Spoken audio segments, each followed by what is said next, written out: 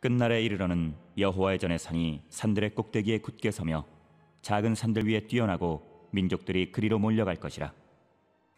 사랑하는 성도 여러분, 성경 중에서 선지서들을 읽을 때 이해가 안 되는 부분들이 있으신가요? 저는 있습니다. 그 중에 하나는 한 장에서는 하나님께서 백성들의 많은 죄 때문에 너희를 완전히 싹 쓸어 없애버리겠다라고 하시고는 바로 그 다음 장의 시작은 내가 너희를 정말 정말 사랑한다라고 하세요. 그러니 정말 이해가 안 되더라고요. 어렸을 때는 하나님의 마음이 왔다 갔다 하시나 보다라고 생각하고는 그냥 본문 중에서 제 마음에 드는 구절만 딱 읽고 기억하려고 했었답니다. 오늘 본문이 딱 그런 본문이랍니다. 앞선 미가서 3장 마지막인 12절에서는 이러므로 너희로 말미암아 시온은 갈아엎은 밭이 되고 예루살렘은 무더기가 되고 성전에 사는 숲풀의 높은 곳이 되리라 라고 하세요. 그 다음 오늘 생명양식의 본문인 미가서 4장 1절에서 5절에서는 무엇이라 말씀하시는지 함께 읽어볼까요? 끝날에 이르러는 여호와의 전의 산이 산들의 꼭대기에 굳게 서며 작은 산들 위에 뛰어나고 민족들이 그리로 몰려갈 것이라. 곧 많은 이방 사람들이 가며 이르기를 오라 우리가 여호와의 산에 올라가서 야곱의 하나님의 전에 이르자. 그가 그의 도를 가지고 우리에게 가르치실 것이니라. 우리가 그의 길로 행하리라 하리니 이는 율법이 시온에서부터 나올 것이요 여호와의 말씀이 예루살렘에서부터 나올 것임이라. 그가 많은 민족들 사이의 일을 심판하시며 먼 곳 강한 이방 사람들을 판결하시리니 무리가 그 칼을 쳐서 보습을 만들고 창을 쳐서 낫을 만들 것이며 이 나라와 저 나라가 다시는 칼을 들고 서로 치지 아니하며 다시는 전쟁을 연습하지 아니하고 각 사람이 자기 포도나무 아래와 자기 무화과 나무 아래 앉을 것이라. 그들을 두렵게 할 자가 없으리니 이는 만군의 여호와의 입이 이같이 말씀하셨습니다. 만민이 각각 자기의 신의 이름을 의지하여 행하되 오직 우리는 우리 하나님 여호와의 이름을 의지하여 영원히 행하리로다 하시더라. 여러분 한번 보세요. 미가서 마지막 절인 3장 12절에서는 하나님께서 성전을 갈아엎어 그 누구도 찾지 않는 폐허가 되어 숲풀만 무성한 곳이 될 것이라고 말씀하셨습니다. 미가서 3장 12절에서 나오는 시온, 예루살렘, 여호와의 전에 사는 하나님께서 거하시는 곳, 곧 이스라엘이 하나님께 예배하는 곳입니다.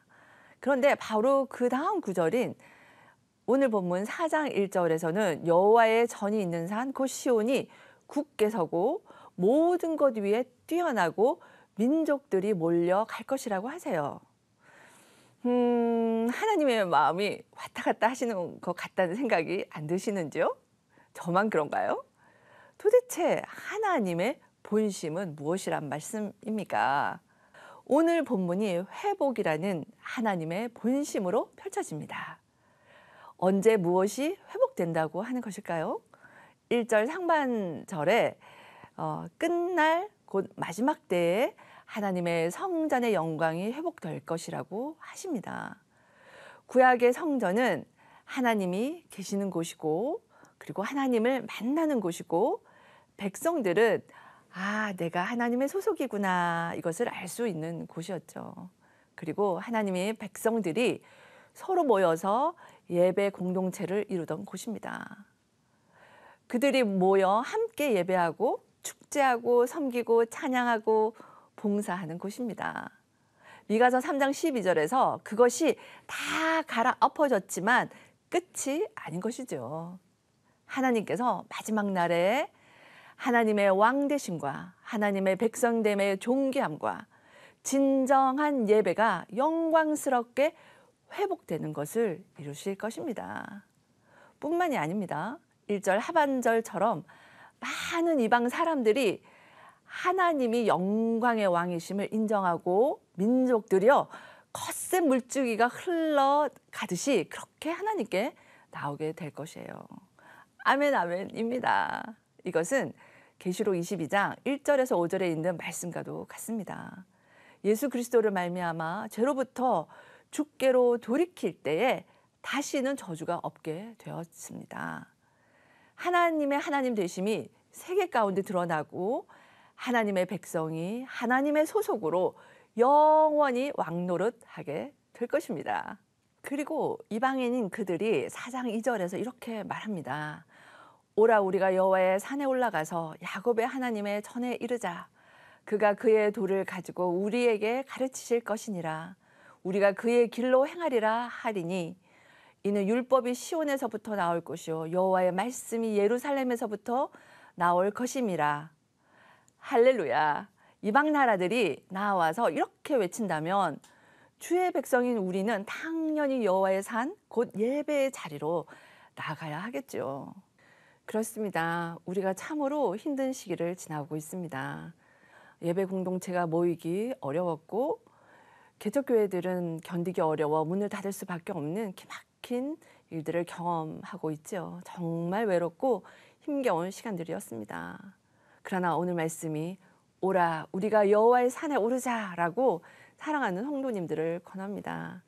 다시 예배의 자리로 나아갑시다. 우리가 예배의 자리로 나아갈 때 하나님께서 우리를 주의 살아있고 능력 있는 말씀으로 가르쳐 주실 것입니다.